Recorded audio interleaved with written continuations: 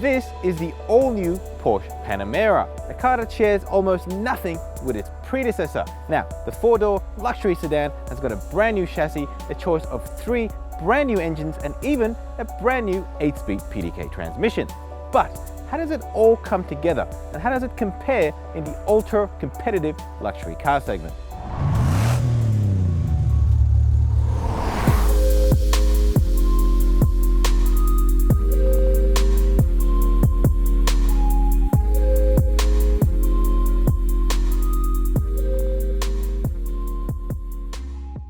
From the outside, it is pretty obvious that this is a Porsche. You can tell by having a look at these iconic headlights as well as just the general shape of the car. In fact, as you move along to the side, it's pretty evident that the Panamera is really just a 911 with 2 extra doors, and I think that's the point. However, nowhere is that more evident than at the back. As you can see, these taillights are nearly identical to the ones found in the 911. In fact, you can almost mistake this car for a Carrera from afar. But while the interior is no longer ugly, I should say, the interior is what really impresses us. So this is an all-new cockpit from Porsche. As you can see, it's basically totally different to the car that it replaces. All these buttons have been removed. In fact, 40% of the buttons, Porsche says, are no longer here. They're all up here. And what remains, the key stuff, is now touch sensitive, so no longer are there any mechanical buttons here. What I do really love though is this 12.3-inch screen, which looks really nice even in the sun, and it's super high res.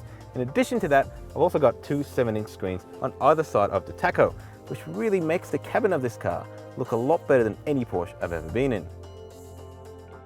We're even a bigger fan of this second row, which now offers more room than before. You get these 2 really large seats that can easily house 2 very tall adults in comfort.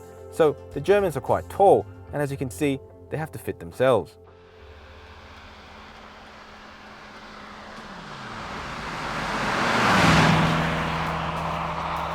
Now we're driving the turbo model of the Panamera, which is powered by a 4-litre V8 turbo. This thing's got 404 kilowatts of power and 770 newton meters of torque. But best of all, it'll do 0 to 100 in just 3.6 seconds. And I gotta tell you, that is really fast.